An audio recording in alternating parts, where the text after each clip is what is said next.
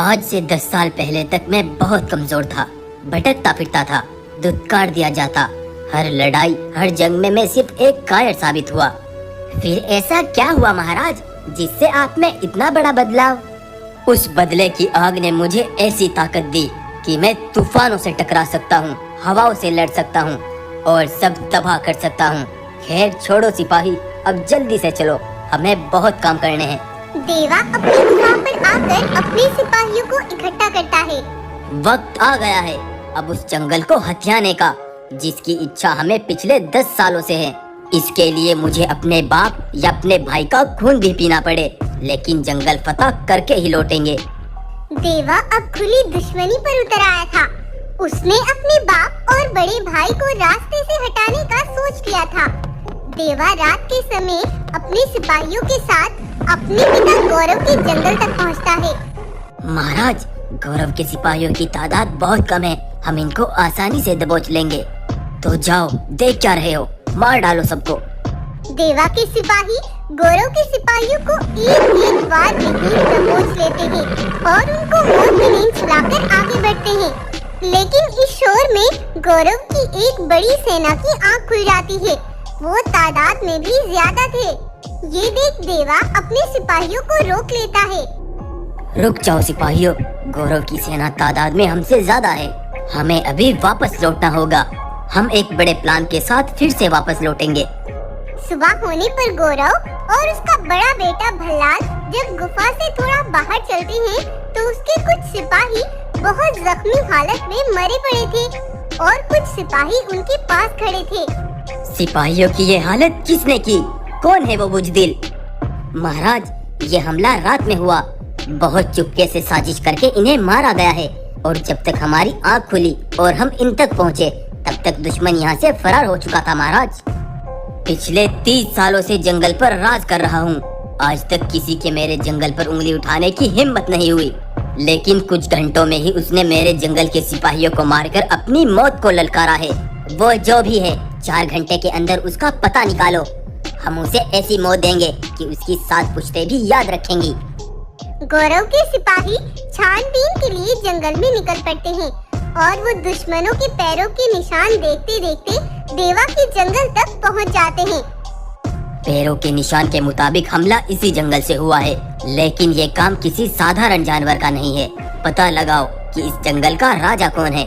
दुश्मन का पता लगाकर सिपाही महाराज गौरव की गुफा पर पहुंचते हैं।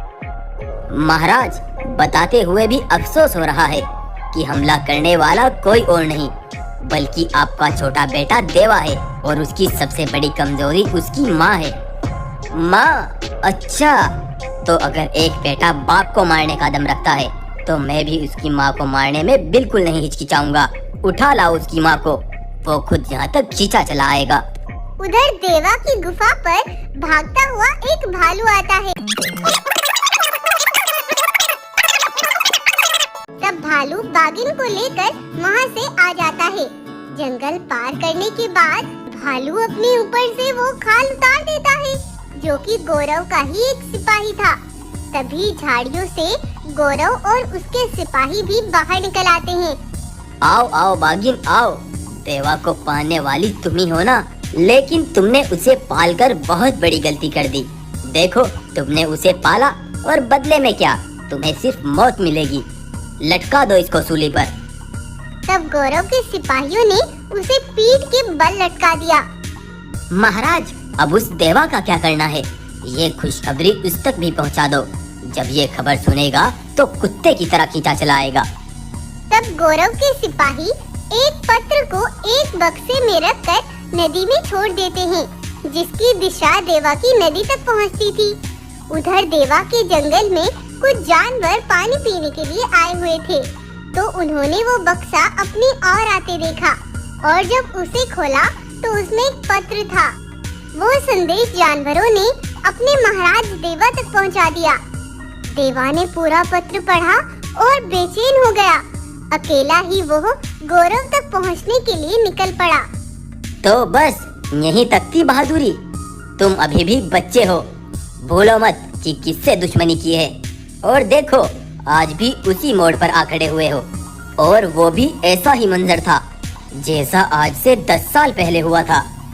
आज से 10 साल पहले आया था एक ऐसा मोड़ जिसने बाप बेटे के बीच ला खड़ी की थी एक ऐसी दीवार जिससे दोनों एक दूसरे की जान लेने पर तुले हुए हैं। और कैसे एक बाघिन शेर की माँ बन गई, चलिए देखते हैं। बच्चों, तुम्हारी माँ नहीं रही क्योंकि तुमने उन्हें मार डाला। वो कमजोर थी, छोटे दिल की थी। ऐसा कमजोर और रहमदिल मुझे बिल्कुल पसंद नहीं है। ये तुम भी अच्छे से अपने दिमाग में बैठा लो।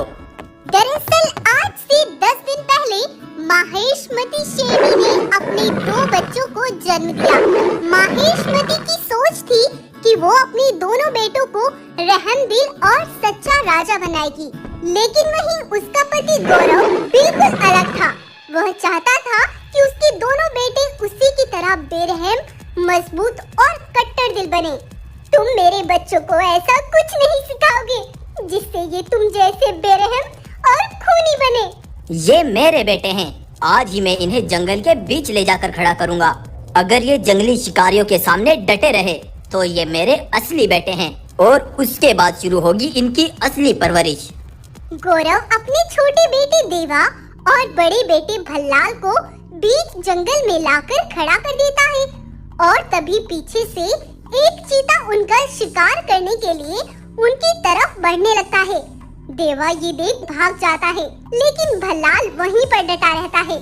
जंगली चीता उस पर टूट पड़ता है, लेकिन तभी गौरव पीछे से आकर उसको जान से मार देता है। शाबाश मेरे बेटे, तुम डटे रहे, यही मुझे देखना था। लेकिन देवा पीठ दिखाकर भाग गया। मुझे उसका कुछ सोचना होगा। उधर देवा भागता भागता अपनी गुफा तक पहुंचता है तो वो देखता है उसकी माँ गुफा की छत में लटकी हुई थी। उसके पेट में एक चाकू लगा हुआ था। नहीं नहीं, मेरी माँ को इतनी बेदर्दी से किसने मार डाला?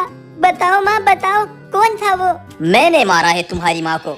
वो कमजोर और रहमदिल थी और ऐसे जानवरों का मेरी नजर में यही अंत है। तुम्हें भी बस एक आखिरी मौका देता हूँ। फैसला तुम्हें करना है, जीना चाहते हो या मरना। तो ये थी आज से 10 दिन पहले की कहानी। इस तरह गौरव आज अपने दोनों बेटों को लेकर एक मैदान में पहुंचता है और देवा के सामने एक हंसते खेलते परिवार को लाकर खड़ा कर देता है। शिकारी तुम्हारे सामने है, उसकी आंखों में आंखें डालकर उसको खत्म कर दो। देवा मन ही मन सोचता है, नहीं नहीं, अपनी माँ को खोकर जो दर्द मेरे अंदर भरा हुआ है वो मैं ही महसूस कर सकता हूँ। अगर मैंने इनके पूरे परिवार को मार डाला तो इन पर क्या बीतेगा। ये सोचकर देवा एक बार फिर से वहाँ से भाग जाता है।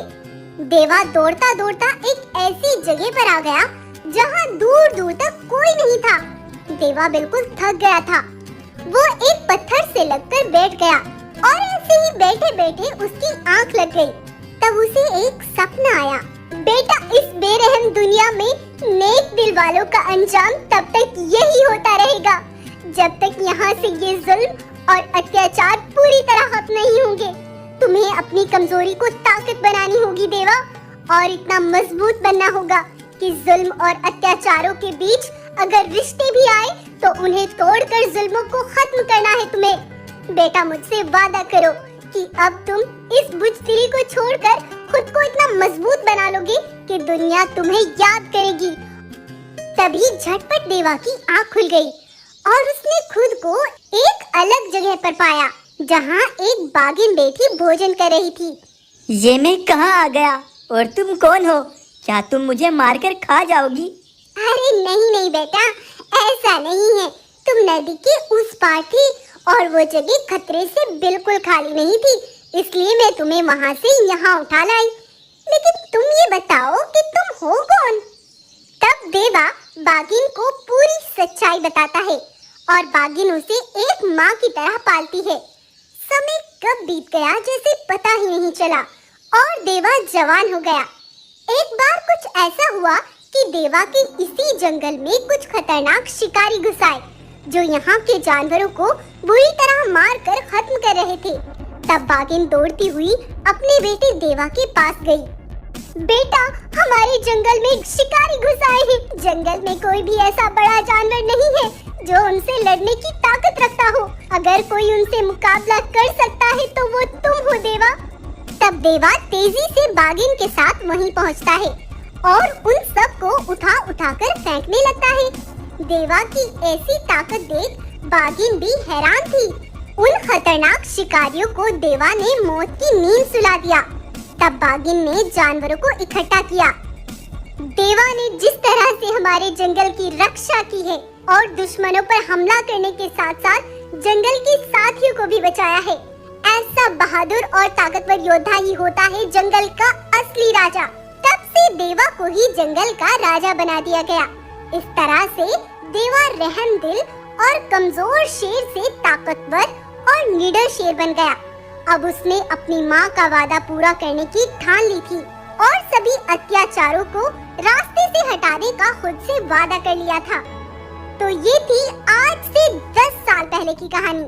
और आज भी देवा के पिता गौरव ने उसकी सौतेली माँ बागिन को मारने के लिए उसे लटका दिया था। मैंने आज से 10 साल पहले कसम खाई थी, जुल्म और अत्याचार करने वालों को जिंदा नहीं छोड़ूंगा, फिर वो मेरा भाई या मेरा बाप ही क्यों ना हो। देवा, घुटने टेक दो, तुम अकेले हो और हम साथ। मैं अकेला ही काफी हूँ। और फिर देवा अकेले ही सबको चीरता फाड़ता आगे बढ़ता है और अपने पिता के साथ साथ सबको मौत की नींद सुला देता है और अपनी माँ बागिन को लेकर वापस अपने घर लौट जाता है।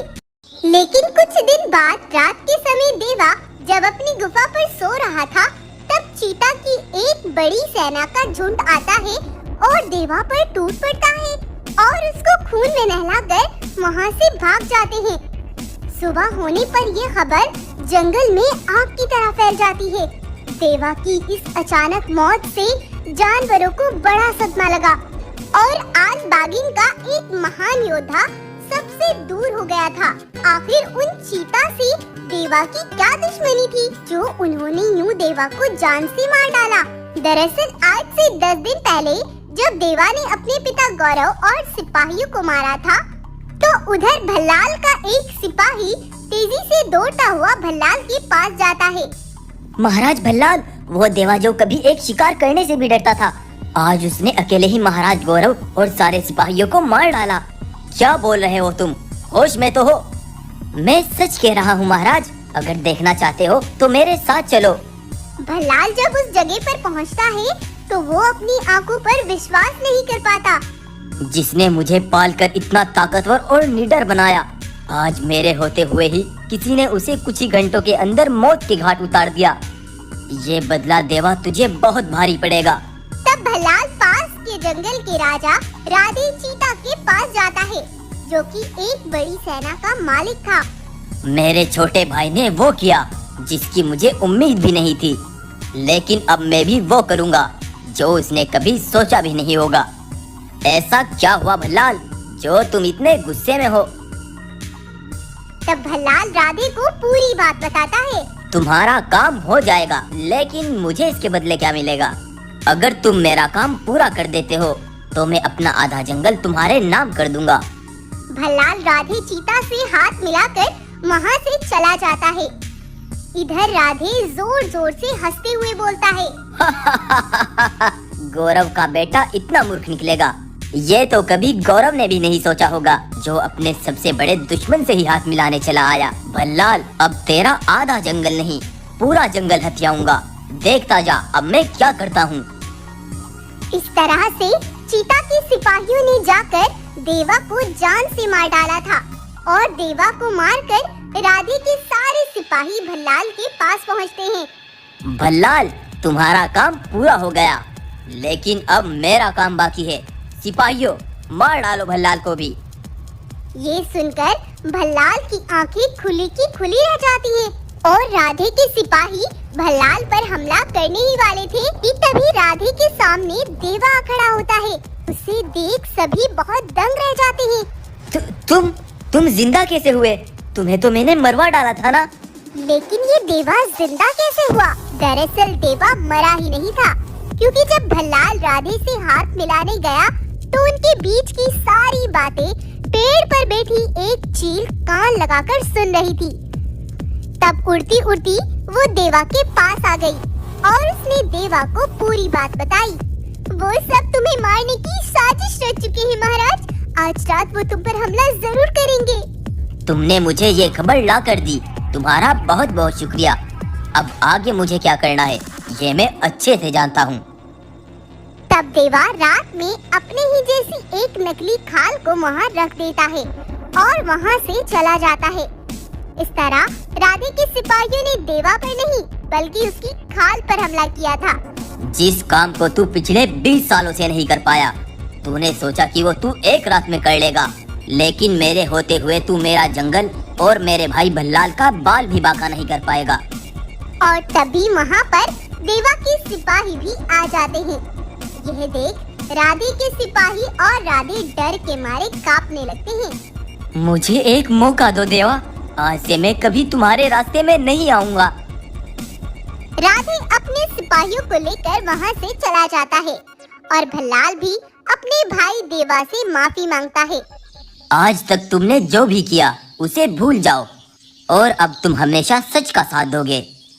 इस तरह भल्लाल और देवा दोनों मिलकर अपने जंगल में सुकून और अमन कायम करते हैं। सीख, गौरव की घटिया सोच उसी के साथ मर जाती है और माहेशमती का अच्छाई की तरफ उठाया हुआ एक कदम आज सफल हो गया और यहीं पर इस कहानी का अंत हो गया। तो आपको आज की हमारी कहानी कैसी लगी हमें कमेंट करके जरूर बताएं। और अगर आपको इस तरह की कहानियाँ इंटरेस्टिंग लगती हैं तो वीडियो को लाइक करना और शेयर करना ना भूलें।